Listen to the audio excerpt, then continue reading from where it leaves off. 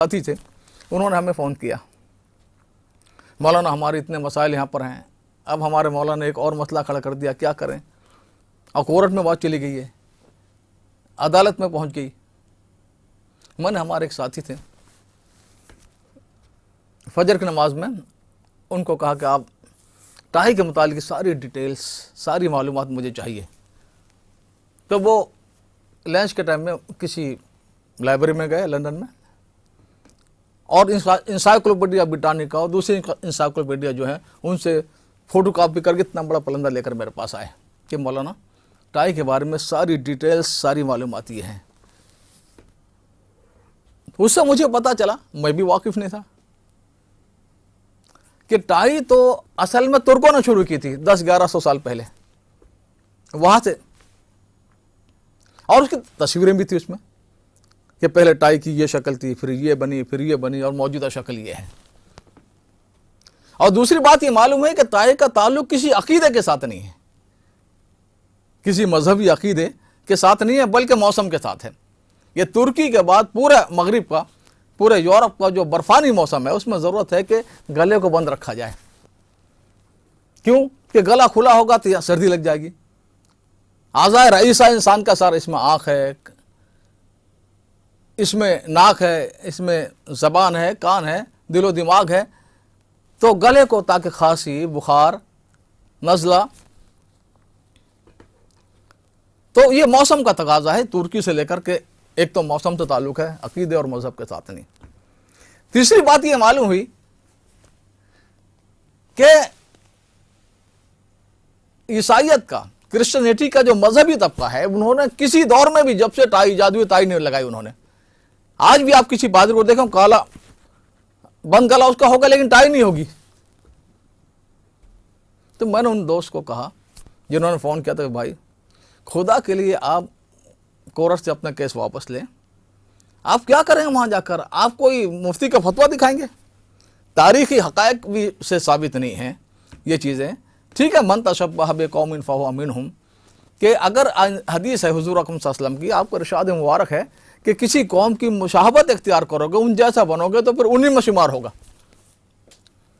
لیکن ایک جائے اور یہ بھی ہے یہاں پر کہ یہاں پر ٹائی اس وقت میں سارے عالم اسلام میں، آپ مصر چل جائیں، عرب ممالک چل جائیں، انڈونیشیا سے لے کر، ملیشیا سے لے کر یہاں تک آ جائیں، موراکو تک، مراکش تک، تو اب کوئی خاص قوم، اب ہر قوم، ہر مذہب، ہر ملک میں، تو اب اس طرح کی کوئی خاص مذہبی علامت نہیں رہی کسی کی، اور پہلے بھی نہیں تھی ان کے مذہبی علامت۔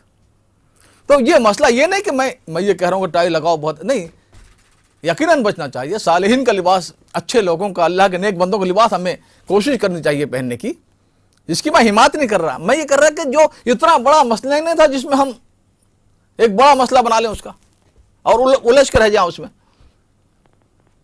بہت سارے ایسے مسائل میں دیکھتا ہوں یہاں پر۔ ایک بار ہمارے ایک دوست جو تبلیغی جماعت سے تعلق رکھتے ہیں، وہ جرمنی کے ایک شہر مینوک سے آئے، ڈاکٹر ہیں۔ ہم ان کے ساتھ جانے لگے ہیں، یہاں سے کار میں سفر ہو رہا تھا موٹر وے پر۔ آپ کو پتہ ہے کہ یورپ میں رائٹ ہینڈ ڈرائیونگ ہے،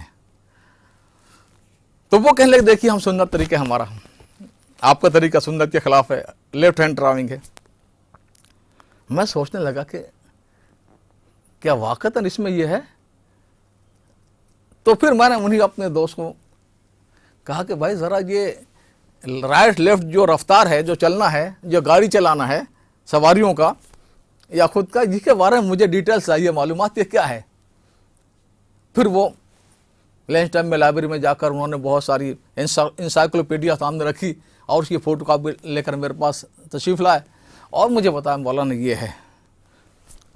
تو اس میں نے دیکھا، مجھے بھی یہ باتیں پتہ نہیں تھی، میں نے دیکھا کہ دنیا میں رائٹ چلنا یا لیفٹ چلنا، یہ چال جو ہے قوموں، جتنی قومیں دنیا میں تھی، مہذب، غیر مہذب، افریقہ کی، ایشیا کی، یورپ کی، ان کی فوجوں کی چال سے لی گئی ہے۔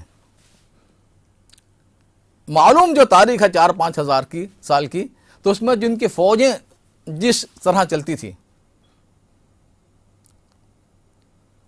وہ اکثر لیفٹ اس کی چال ہوتی تھی۔ کیوں؟ کہ ہتھیار دستی ہوتے تھے، تلوار ہے، نیزہ ہے، تو دستی ہتھیار کا استعمال رائٹ ہاتھ سے ہوگا, سیدھے ہاتھ سے ہی ہوگا,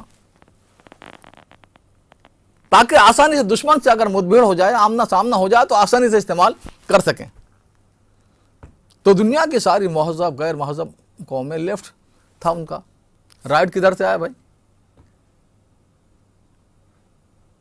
تو مجھے معلوم ہوا مطالعہ کرنے کے بعد کہ فرانس کا ایک بادشاہ تھا, اس کی بیٹی, بہت پرانی صدیوں پہلے کی بات ہے, شدید بیمار ہو گئی. ڈاکٹر عاجز آ گئے, جواب دے دیا کہ اب بس اللہ کے حوالے.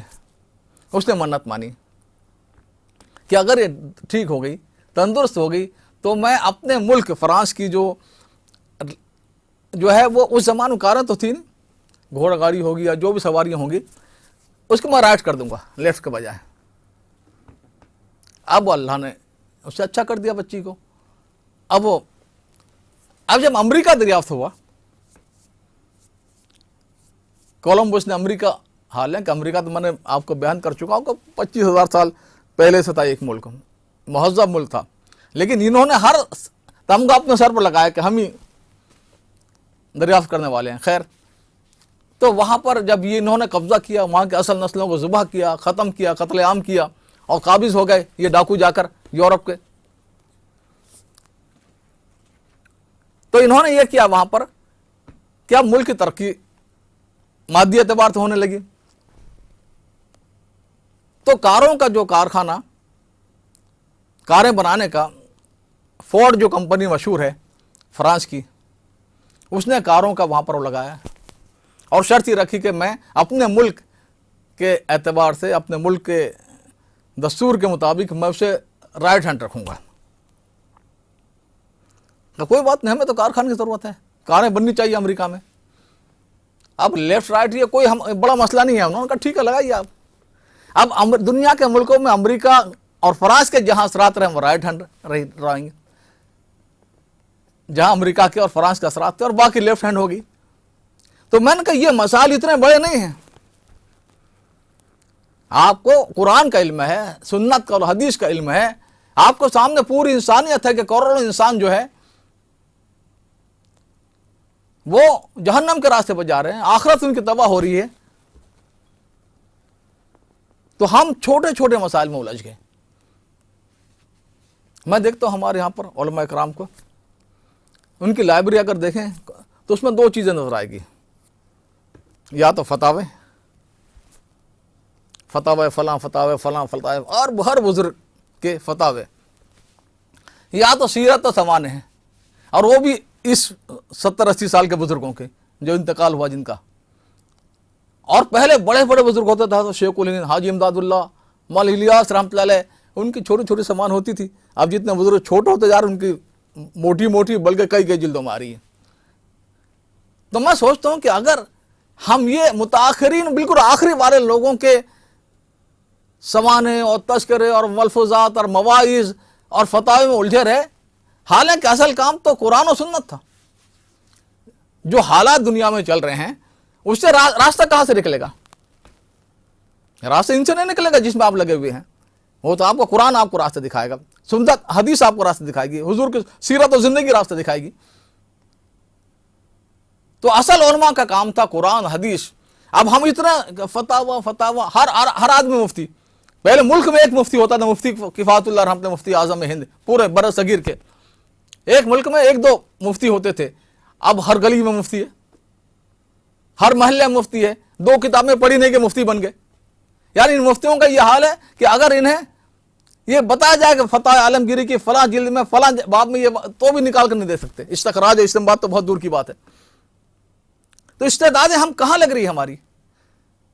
ہمیں فرصت ہی نہیں ملے گی قرآن پر غور کرنے کی, حدیث پر غور کرنے کی, سیرت پر غور کرنے کی, جو اصل منبر ماخذ ہے, جو اصل چیز ہے جس کی دعوت دنیا میں چلانی ہے, انسانوں تک پہنچانا ہے. تو ہمیں ضرورت ہے کہ ہم اس بات کا جائزہ لیں کہ ہم دین کے نام پر جو کام کر رہے ہیں ان میں منصوص علیہ کتنے ہیں, مجتہد فی کتنے ہیں, اور کہاں پر ہماری صلاحیت لگے تو زیادہ فائدہ ہوگا, رزلٹ اچھا, نتیجہ اچھا آئے گا. اس کی ہمیں جائزہ لینے کی اور اس پر غور کرنے کی ضرورت ہے.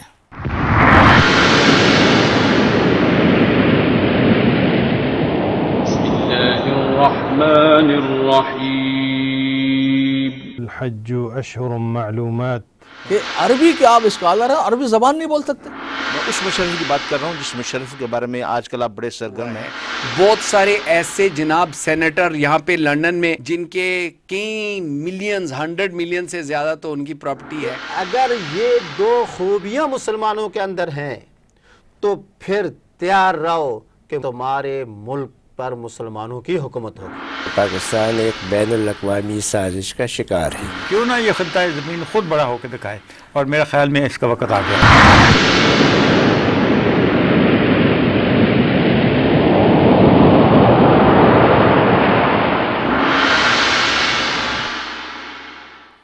تو میں عرض کر رہا تھا کہ ہم جو مولوی ہیں جیسے بھی ہیں، ہم لوگوں کو ضرورت ہے کہ ہم اپنے ترجیحات کو طے کریں کہ دین کے سارے کام ہیں، لیکن ما یقوم بہ الدین کے درجے میں، جس پر پورے دین کی بنیاد ہے، جس سے دوسری چیزیں آٹومیٹک درست ہوتی چل جاتی ہیں، وہ کیا چیزیں ہیں؟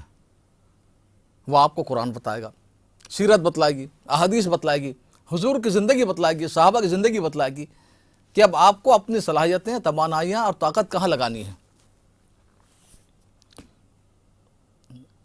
حضرت مولانا یوسف صاحب رحمۃ اللہ علیہ ایک بار فرمایا کہ مجلس تھی، خواص کچھ علماء کرام بیٹھے تھے، کہ اگر مجھے پتہ چلے، یہ معلوم ہو جائے مجھے میری مجلس میں بیٹھا ہوا فلاں شخص جو ہے وہ مثلا سود لیتا ہے یا کوئی گناہ غلط کام، تو میں اسے نہیں روکوں گا. تو ایک عالم نے عرض کہ حضرت یہ نہیں عن المنکر تو واجب ہے. فرمایا ہاں واجب ہے، لیکن ابھی اس وقت میں اس نے آنا شروع کیا میرے پاس. اب اگر میں اسے جو غلط کام وہ کرتا ہے، یا جو داڑھی منڈاتا ہے یا سود لیتا ہے یا اور کوئی اس کا کاروبار مثلا ٹی وی بیچتا ہے یا بینک میں، تو میں اسے ابھی روکوں گا. ہر مسلمان جانتا ہے یہ جو موٹی موٹی چیزیں یہ حرام ہے اسلام میں، ہر مسلمان جانتا ہے. تو اس وقت میں وہ مجھے چھوڑ دے گا، ان کو نہیں چھوڑے گا، کیونکہ میرے ساتھ اس کا کوئی تعلق ہی قائم نہیں ہوا. اس کا تعلق تو اپنی معاش کے ساتھ ہے، اپنی زندگی کے ان شعبوں کے ساتھ ہے جس میں لگا ہوا ہے وہ. لیکن اگر وہ میرے پاس آتا رہا، دین کی باتیں سنتا رہا، آخرت کے تذکرے، جنت کی باتیں، جہنم کی باتیں، سیرت طیبہ، صحابہ کرام کی زندگیاں، ان کی قربانیاں، دین کی باتیں اگر اسے کان میں پڑتی رہی تو ایک وقت وہ آئے گا کہ وہ خود ہی چھوڑ دے گا. تو حکمت عملی جو ہے حضور اکرم صلی اللہ علیہ وسلم کی زندگی سے ہمیں معلوم ہوتا ہے. ایک بار سرور دو عالم صلی اللہ علیہ وسلم کے پاس ایک شخص آیا، قریشی نوجوان تھا، اور اس نے آ کر عرض کیا یا رسول اللہ صلی اللہ علیہ وسلم آپ مجھے زنا کرنے کی اجازت دے دیں. یعنی آپ سوچئے کس سے، ایسی مقدس ہستی کے فرشتے اس کے سامنے کوئی حیثیت نہیں رکھتے، اور کس چیز کی اجازت مانگ رہا ہے؟ ایسا گندا کام کہ ہر شریف آدمی تذکرہ کرتے ہوئے بھی شرمائے گا، یعنی اجازت مانگنا دور کی بات ہے. یا اللہ کے رسول صلی اللہ علیہ وسلم مجھے زنا کرنے کی اجازت دیں. اب صحابہ کرام ڈانٹا پٹ کرنے لگے. بات ہی ایسی تھی کہ اللہ کے نبی سے کیا اجازت مانگ رہا تو.